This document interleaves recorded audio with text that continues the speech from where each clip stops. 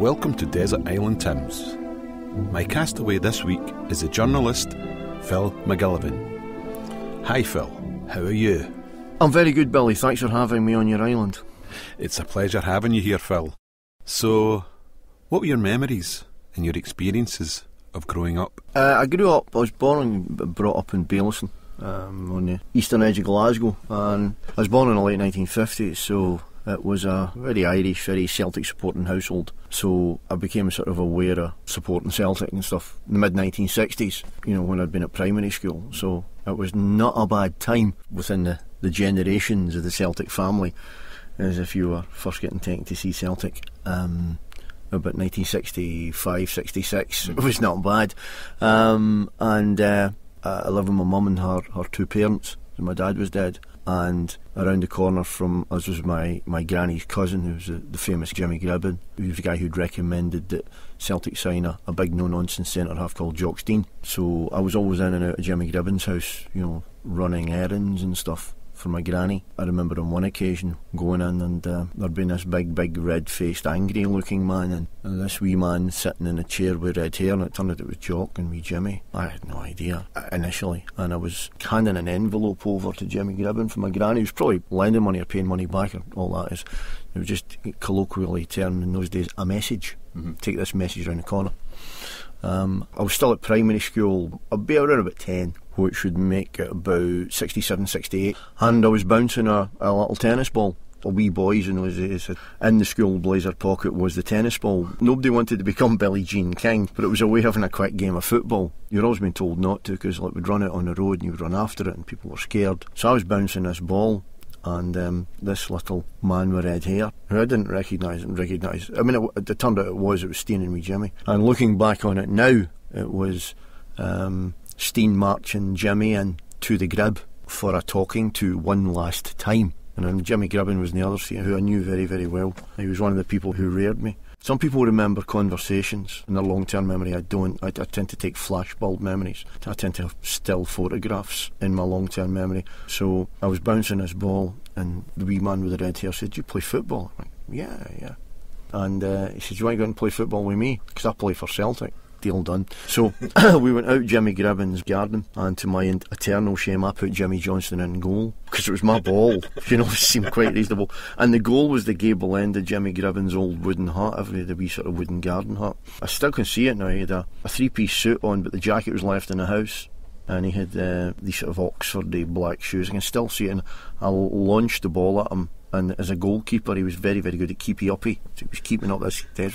And then I'll lashed at the ball again, and it went into this hedge, and I was rummaging to find the tennis. Now, obviously, Jimmy had used me to get out of his talking to. And I looked up, and there was this man at the top of it. There was quite a few stairs up to Jimmy's back door. This big man with a red face, huge sort of red face, was Stein.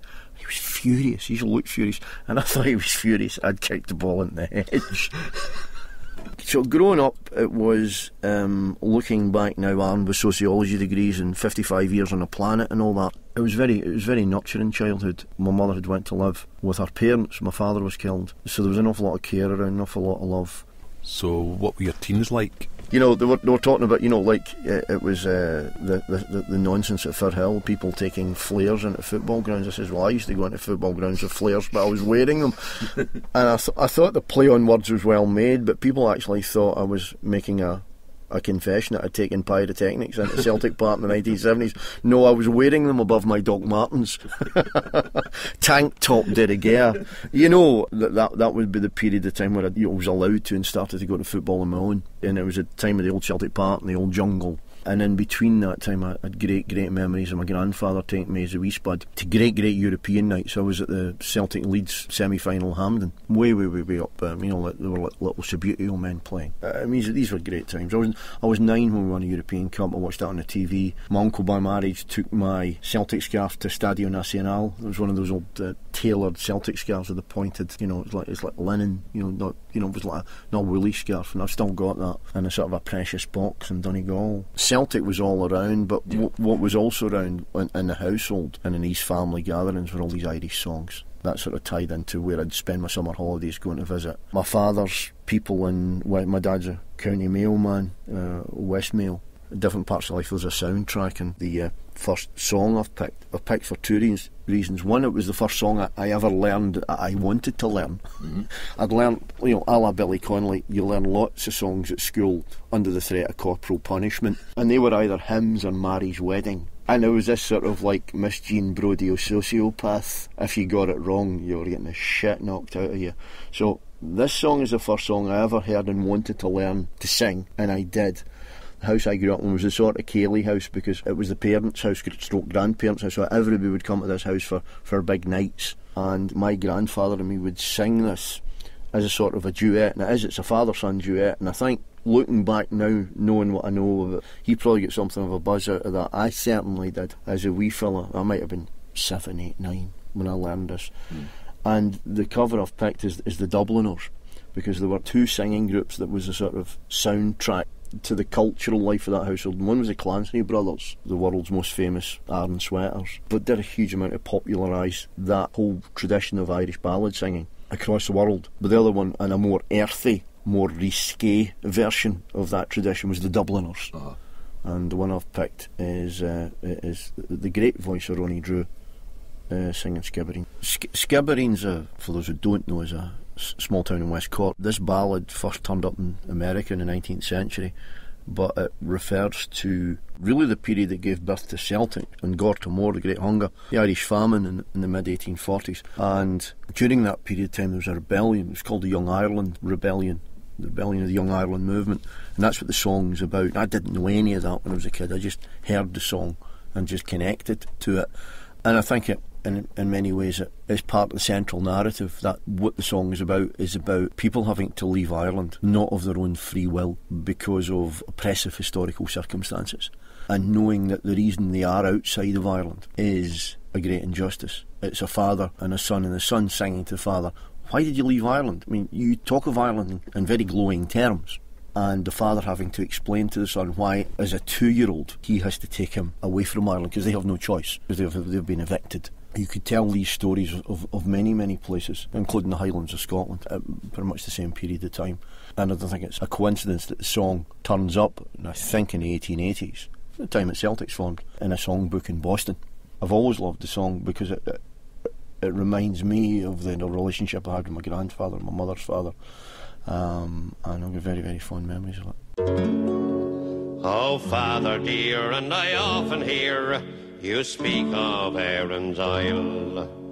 Her lofty scenes, her valleys green, her mountains rude and wild. They say it is a lovely land wherein a prince might dwell. Then why did you abandon it? Oh, the reason to me tell. My son, I loved my native land with energy and pride, till a blight came over all my crops, and my sheep and cattle died. The rents and taxes were to pay, and I could not them redeem, and that's the cruel reason I left old Skibbereen. 'Tis well I do remember the bleak November day, when the bailiff and the landlord came to drive us all away. They set the roof on fire with their cursed English spleen, and that's another reason I left old Skibbereen. Oh, your mother, too, God rest her soul, lay on the snowy ground. She fainted in her anguishing, seeing the desolation round. She never rose, but passed away from life to immortal dreams, and that's another reason I left old Skibbereen. Oh, you were only 2 years old, and feeble was your frame. I could not leave you with my friends, for you bore your father's name. I wrapped you in my coat the more at the dead of the night unseen, and I heaved a sigh and I said goodbye to dear old Skibbereen. Oh, well, Father dear, and the day will come when on vengeance we will call, and Irishmen both stout and tall will rally unto the call. I'll be the man to lead the van beneath the flag of green, and loud and high we'll raise the cry, revenge for Skibbereen. Right, Phil, what are your connections to Ireland? Yeah, well, I'm Irish.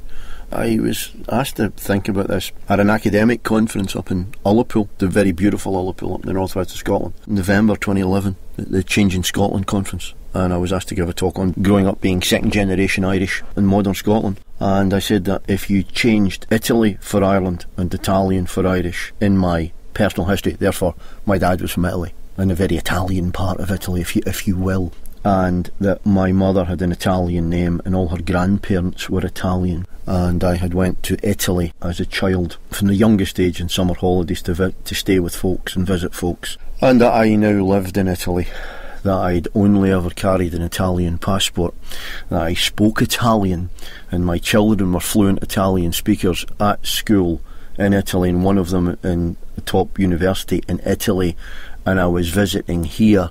No one would say I wasn't Italian, but Scotland, for whatever reason, has a blind spot to Irishness. It won't accept people having an Irish identity. And over the piece, being a sociologist by training at university and right through now to being a journalist and living outside of Scotland as I have done for many years, funnily enough in Ireland, I mean, who would have thought it? I've got a perspective on it. Might not be better than anyone else's, it's certainly not any worse than anyone else's. But I have a perspective on it that there is a cultural blind spot in Scotland in terms of accepting the legitimacy of an Irish identity. And I think that is not unconnected to the lived experience of the Celtic family and the football club we love. You know, the attempts to take the Irish tricolour down in the 1950s, all the way through Celtic's happy relationship with officialdom, can be painted into that narrative, because Celtic's obviously a very powerful manifestation of Irishness, set up by Irish people, has strong Irish roots. Although the club's open to all from day one, continues to be. You can't tell the story of Celtic without the story of Ireland, and I certainly can't tell my personal story without the story of Ireland. It's Erenach, mate. Your second song? What would that be, and why did you pick it? First of all, I could probably have given you 8 songs by Christy Moore, so I wanted to get the Christy Moore song that probably summed up all of the other ones, and this is Irish Ways and Irish Laws, and it just tells the story in song of Ireland's story, and that there was a time when Ireland was as the Irish people wanted it to be. Once upon a time there was Irish ways and Irish laws, and the idea of a society organically developing rules, customs, ways of doing things that just suit everybody. And I think it's a hugely powerful song, and I don't think anyone does it as well as Christy Moore. And for me, Christy Moore was the soundtrack of my young adulthood and into political activism. He did stand me up though. Once I went to a gig, and he had the temerity to be arrested on the way to the gig, and it was an H-Block committee support event, and he got in, you know, so I liked him before that. I liked him even more after that. Once upon a time there was Irish ways and Irish laws, villages of Irish blood, waking to the morning, waking to the morning.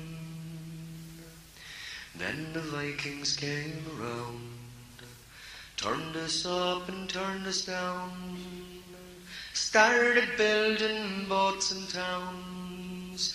They tried to change your living, tried to change your living.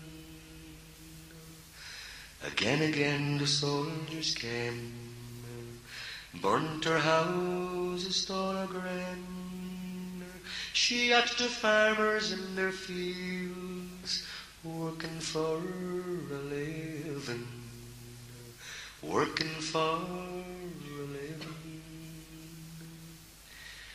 800 years we have been down the secret of the water sound, has kept the spirit of a man above the pain descending, above the pain descending. Today the struggle carries on.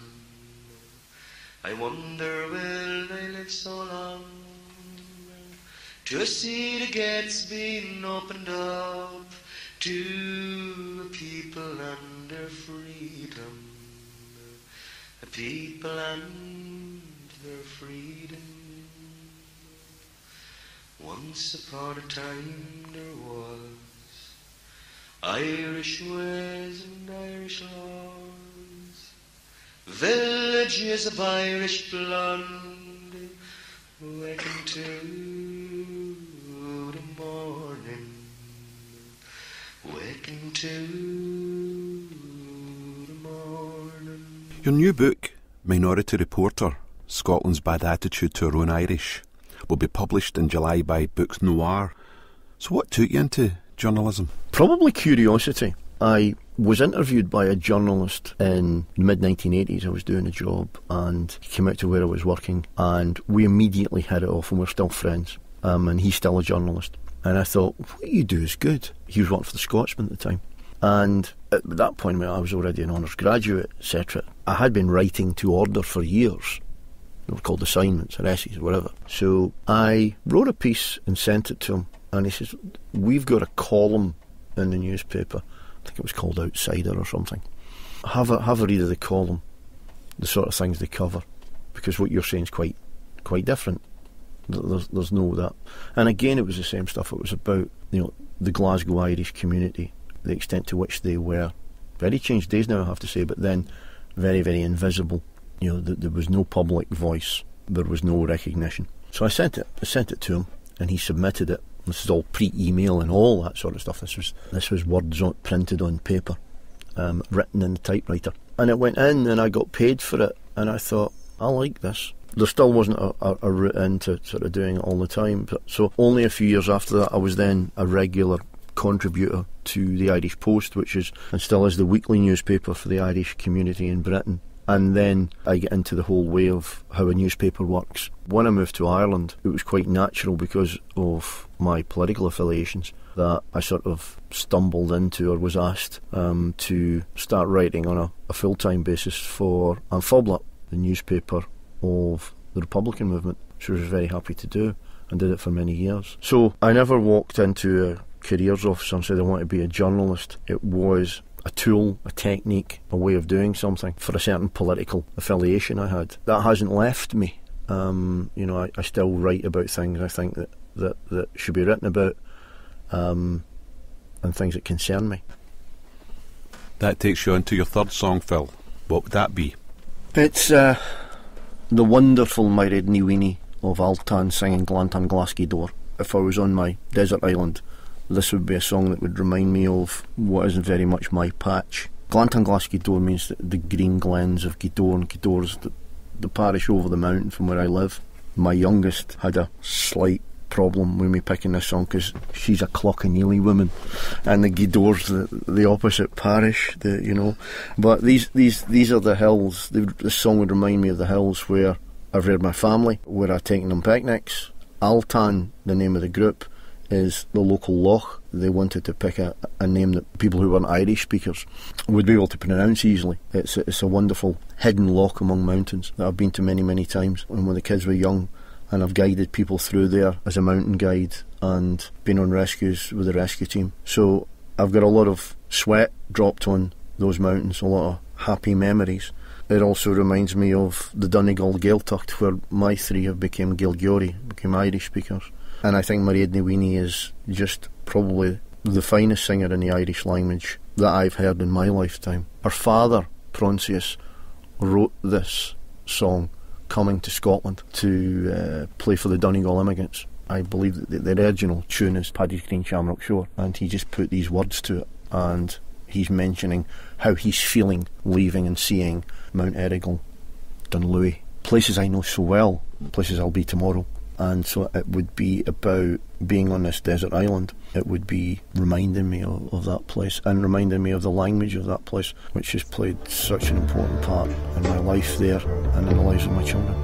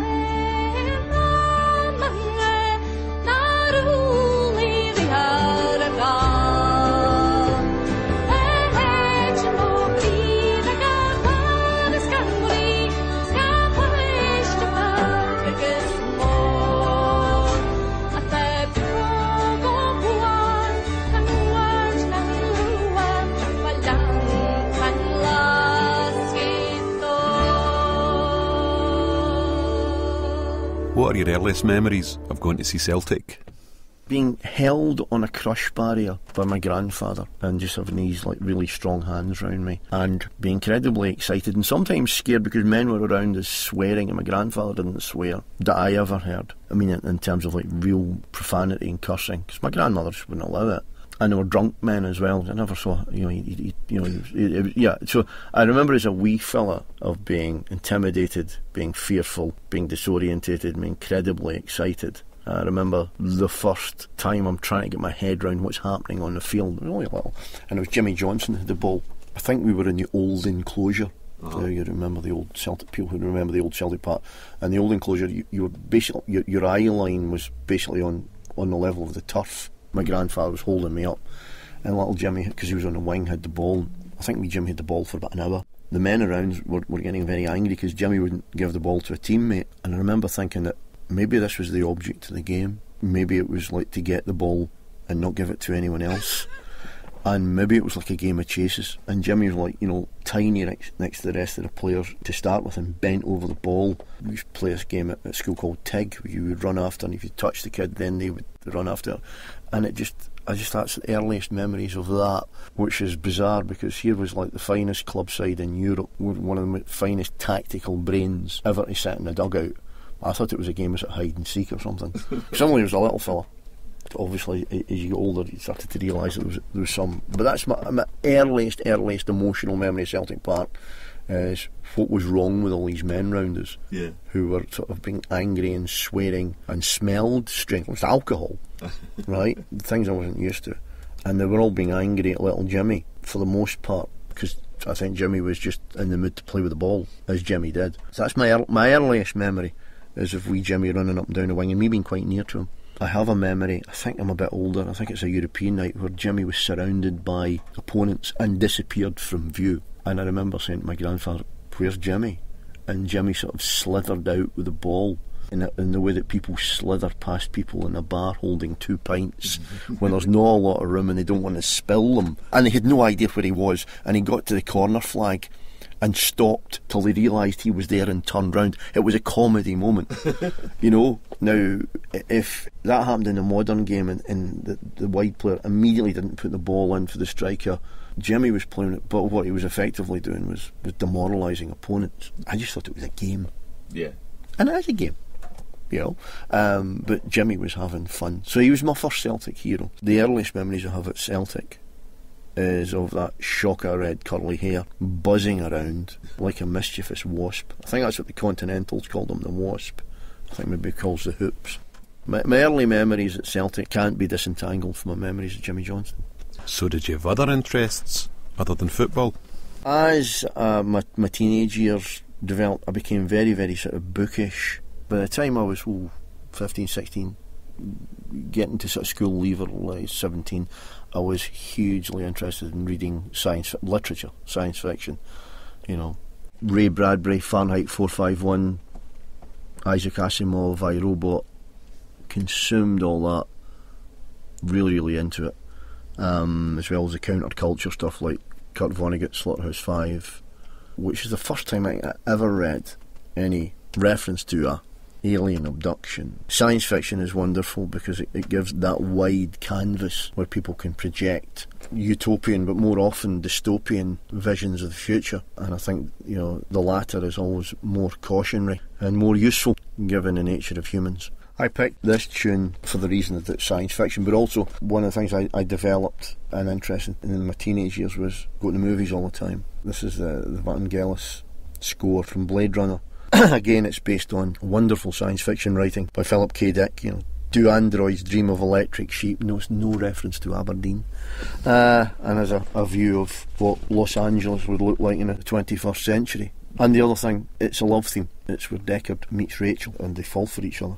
And also just a huge fan of saxophone music. The sax is sort of central to this piece by Vangelis. There's a lovely line in that movie where Rachel, played wonderfully by Sean Young, says to Deckard, that Voight camp test of yours, did you ever take that test yourself? So they've actually got a test and retinal sort of scan test and emotional word test to find out if somebody's truly human or not. Maybe they should bring that into Scottish football.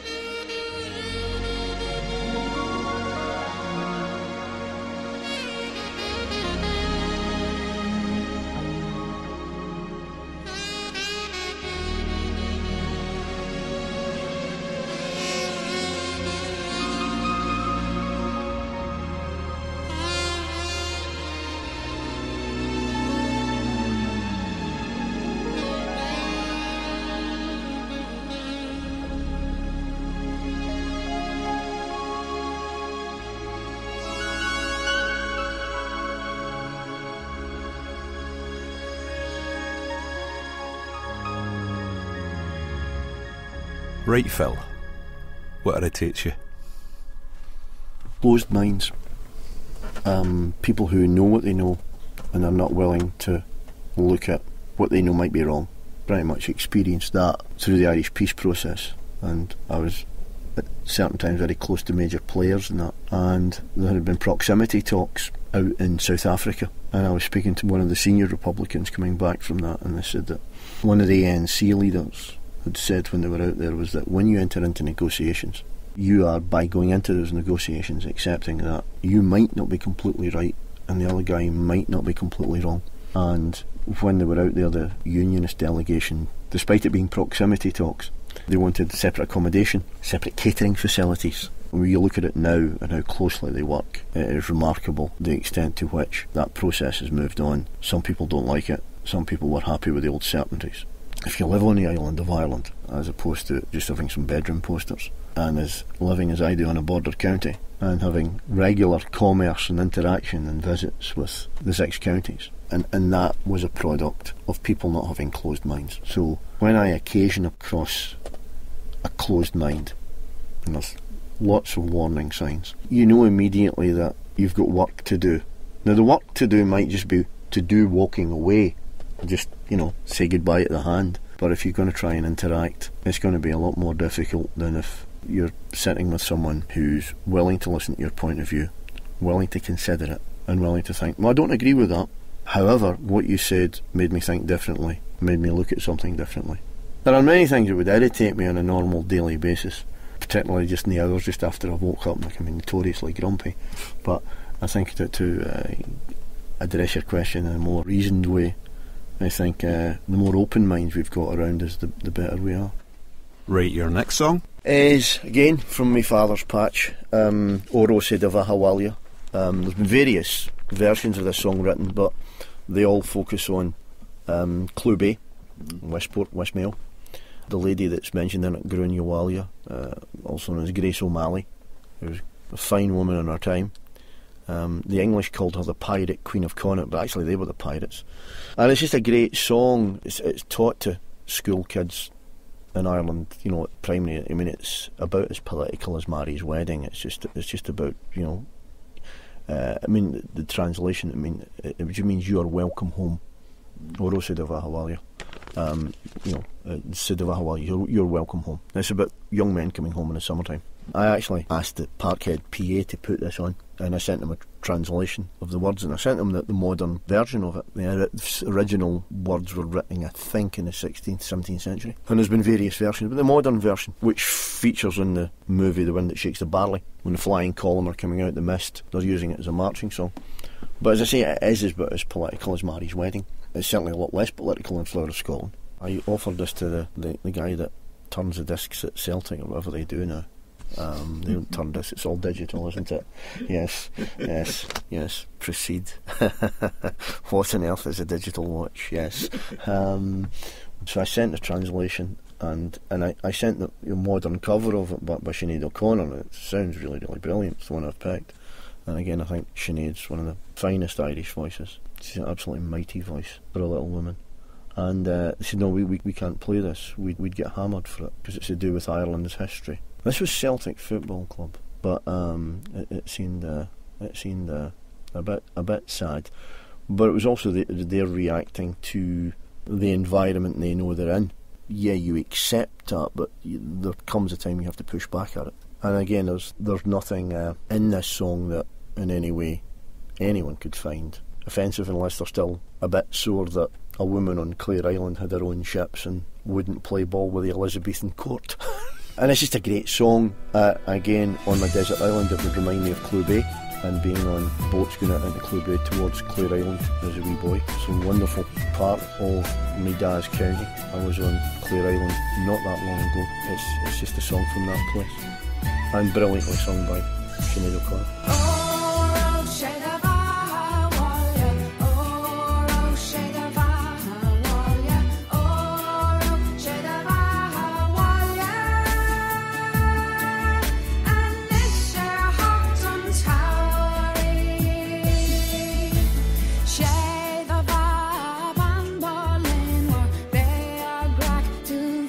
Even though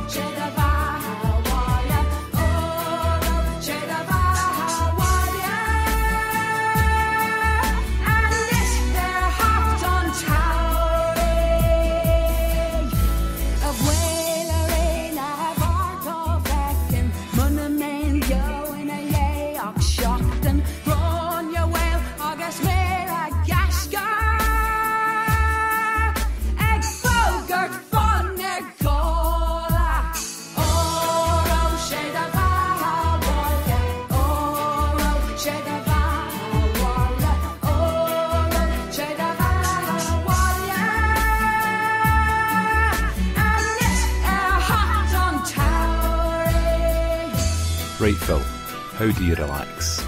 I think there's a clue in the last song, O Rosa de Vahawalia, when I said it was a marching song, because I live around really wonderful mountains that I regularly have to myself, because it's not Kerry and it doesn't have a real touristy industry. So I have a personal trainer called Rusty who needs to explore lots of interesting smells. So don't do it enough. I'm doing it more than I did this time last year, thankfully, when I was working at breakneck pace every day. But how I relax is I get out into the mountains and beaches of Donegal, and no better place for it. Your next song? This is Te Regalo, which means I give, by the Mexican singer Carlos Baute. I walked El Camino Santiago in 2010, and this song was sort of the soundtrack for it. It just seemed that every time we would stop at an albergue, this would be playing, and it sort of dropped into my head. And it really would remind me on the desert island that the most important things in life aren't things at all. You don't remember what someone said to you or what you said to them, but you will remember how they made you feel. I remember discussing that with my travelling companion on the Camino, and she was of the same view, that because you're in weeks and weeks of walking where you can the only things you have you can carry, so you have less and less and less things, and you find out you need very, very few things, but you do need people, and you do need their love. And the greatest gift you can give to anyone is to give them your heart. Hoy amanecí con ganas de enviarte algo que te guste y pueda regalarte. Te hice esta canción que es para recordarme. Esto es una excusa para declararme. Hoy quiero decirte y voy a adelantarme que en mi corazón yo quiero regalarte. Y los 14 de febrero enviarte 1000 flores. Un detalle espero valores y no te olvides de mi nombre. Quiero regalarte un pacto de mi parte para que tú nunca pienses en dejarme y mi corazón desnudo entregarte. Quiero regalarte mi mejor sonrisa, por si un día lloras tienes mi alegría y te sientas siempre protegida, niña. Y los 14 de febrero enviarte 1000 flores, un detalle espero valores y no te olvides de mi nombre. Te regalo mi orden, mi desorden, te regalo mi norte, mi horizonte, mi filosofía, mis historias, mi memoria. Te regalo mi amor que se acumula, te regalo mi mano, mi locura, te daré todo lo que me pidas, yo por ti daría mi vida. Quiero regalarte besos importantes para que me extrañes si no estoy delante y me pienses siempre cuando estés de viaje. Todo lo que pidas voy a regalarte, haré lo imposible si no esté a mi alcance, yo lo lograría para que me ames. Y los 14 de febrero enviarte 1000 flores, un detalle espero valores y no te olvides de mi nombre. Te regalo mi orden, mi desorden, te regalo mi norte, mi horizonte, mi filosofía, mis historias, mi memoria. Te regalo mi amor que se acumula, te regalo mi mano, mi locura, te daré todo lo que me pidas, yo por ti daría mi vida. Y para terminar yo quiero regalarte, préstame atención que esto es importante, desde que te vi yo quise, niña, enamorarte. Te regalo mi orden, mi desorden, te regalo mi norte, mi horizonte, mi filosofía, mis historias, mi memoria. Te regalo mi amor que se acumula, te regalo mi mano, mi locura, te daré todo lo que me pidas, yo por ti daría mi vida. So, what does the future hold for you? I have no idea. Utterly no idea. If you had have said to me 5 years ago, which would be 2008, and I just finished working with Anfobla full time, if you'd have said that in 5 years' time you'll be sitting in someone's attic who wants to interview you because you had went on this journalistic odyssey that saw the famine song, an appalling manifestation of anti-Irish racism, made an international incident, discussed in the European Parliament, declared illegal at the highest court in Scotland, and then you went on a paper chase, a journalistic ferret hunt into a particular Scottish institution that last year went out of business, and all of that, I'd have went, no. I could probably give you a hug and hope you get the care you needed. When I was writing my first book, nothing to do with football, nothing to do with Scotland, I found myself interviewing the very wonderful Father Aidan Troy at Holy Cross in North Belfast, who was shot to world prominence about 12 years ago, the Holy Cross school dispute in North Belfast. And he'd been doing a fairly high-powered job in Rome, and his order realised he needed a bit of a rest, so they thought they would send him to this parish in North Belfast, because things were so quiet then and troubles were over and everything was fine. And he wasn't there a few weeks, and he was suddenly dealing with this awful situation where these little kids, little 4 or 5 year old kids, were being threatened by some of Ulster's defenders. Yeah, it was heroic stuff. I was in the chapel house with him. He knew I wasn't a person of faith, and he was okay with that, but I came up with this one that makes some sort of sense to both of us. Because I said to him, I said, Father Aidan, how do you make God laugh? And he thought, I don't think he'd ever been asked this. He went, I don't know. I says, tell him your plans. So I'd love to make you laugh, but I don't even have any plans. I like what I'm doing now. I've got 2 daughters. I have a date to dance at their wedding. I'd like to be around for that. I have a big guy making his way in the world, and I want to be around for them for a while yet, but I've got work plans. I like writing. No, that's not true. I love writing, and I want to write more. But maybe one day I'll just say, no, I don't like doing this anymore. I think if you follow that which gives you the greatest level of inner peace, then you're probably pointing in the right direction. The extent to which I've came to some sort of prominence in the Celtic family over the last few years, there was no plan. It just seemed to be presented in front of me, and I gave it my best shot. If I didn't do any more of that after tomorrow, then I know I would have done the state some service. Quote from Othello. But I have no plans. I've got some work projects that take me on into next year and the year after, and I hope they go well, because I'd want to do more of that. But we're probably going to be looking at empty nest syndrome in the next couple of years. So that's a life change, to go from having this little lad looking up at you, asking you all of these questions, to this big guy looking down at you saying, it's cool, Dad, I'll fix your laptop, it's cool. And you look at him in a befuddled way. So that's sort of life change. If it's in like the last 5 years, more of the same. Your penultimate song? I picked this song because it sort of, again, brought in various things that are important to me, or that I love, and that I would miss on my desert island. One is boxing. It's about a boxer, and I boxed as a kid. I was very, very keen on it. So it's about a boxer. And it also brings in Irish America, which I adore. Because I'll look across the pond and say, people with exactly the same history and ancestry as me were allowed to grow up and be Irish and contribute fully as American citizens. Still joke with my mum, bless her. My father, when they just got married, wanted to go to the USA. There's many, and she wouldn't go with him, And we have this joke. So I love Irish America. Regular visitor there. I was in Philadelphia to see Celtic play Real Madrid last August, and along with Anthony Stokes, we were at a memorial service at the famine memorial there. It's to the survivors of Angortamore. It's a very impressive memorial. It's very, very moving. And of course you couldn't do that in Glasgow because there's no famine memorial. Glasgow is unique as a major reception centre of famine refugees that has no city centre famine memorial. There is one in Carfin, yes we know that, but there's no city centre famine memorial in Glasgow. There are moves in Glasgow City Council to rectify that. So it's about Irish America, it's about boxing, which was a sort of, again, like the Clancy brothers and Dubliners and Celtic, boxing was a thing in the because my mother's father, his clan were all good boxers, including a second, third cousin of mine who was a Scottish champion. And I was coming out of the ring in the gym one night. I was in Gilmer's gym, now gone, in Ingram Street, late 1970s.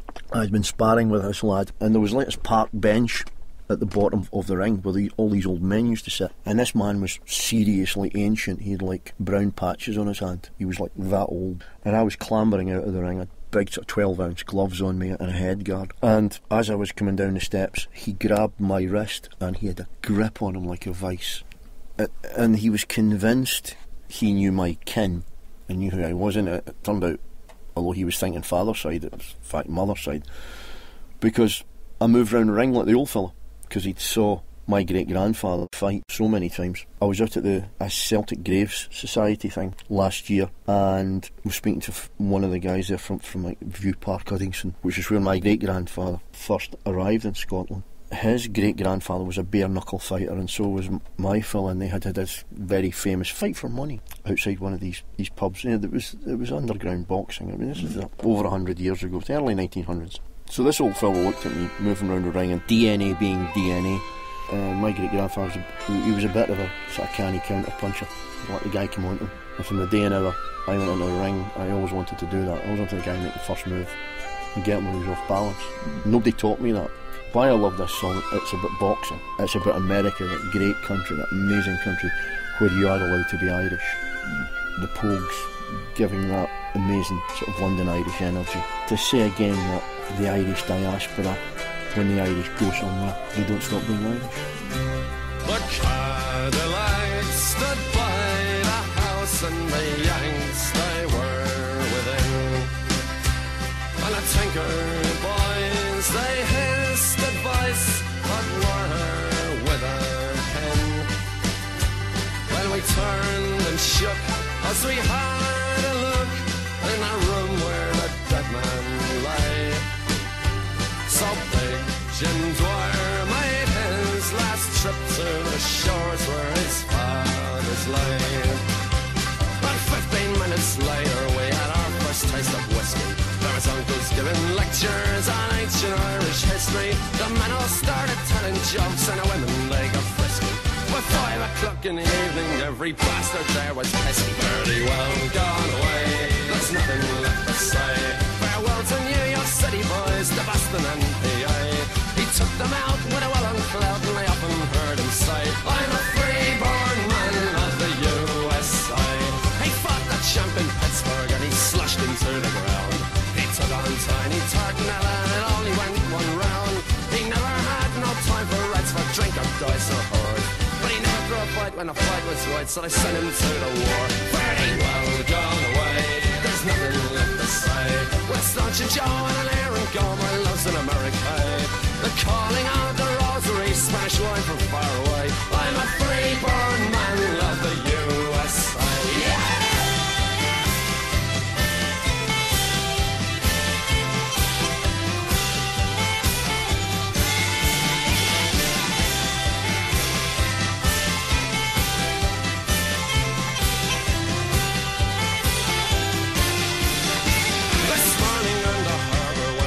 Goodbye to you. I remembered how I swore that I'd come back to you one day. And as the sunset came to meet the evening on a hill, I told you I'd always love you, I always did, I always will. Fairly well gone away, there's nothing left to say.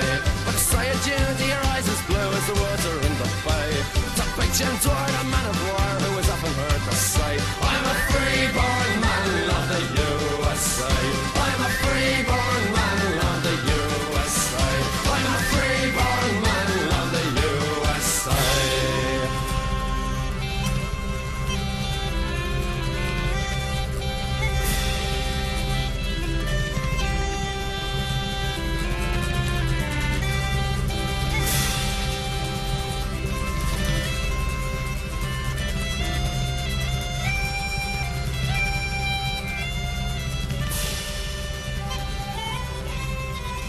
Right, we've come to the part of the programme where I give you the complete works of the dandy and a copy of the Bible to take with you to your island.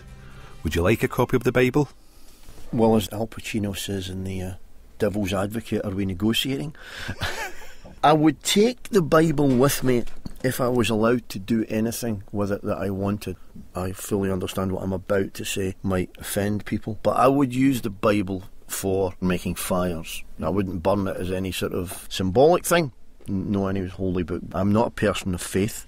I was brought up in the Catholic tradition, but I'm not a person of faith, and I wouldn't need the Bible for reading material. The best thing I saw written about the Bible recently was it was a sort of a software licence, and nobody actually reads it. They just scroll down and click I agree. So if it was only allowed to be taken to be read and considered and thought about and to inform me, then no. If you give me a big lump of paper, I know how important fire is for survival.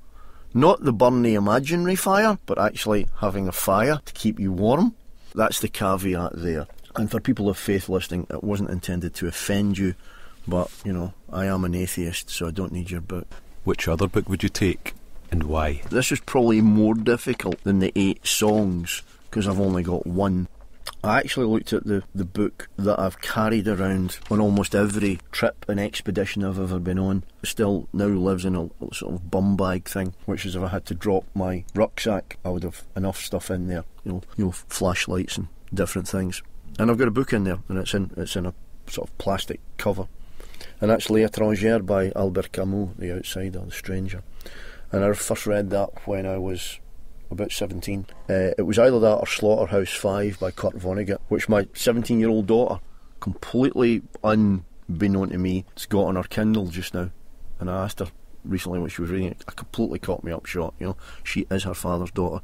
But it came down to those two, and I probably would have to go with my favourite French Algerian, probably because he's a goalkeeper. Forget the existentialism and absurdism, but he was a goalie, and he said that everything I've learnt about moral obligations I've learned from football. It is a wonderful piece of literature.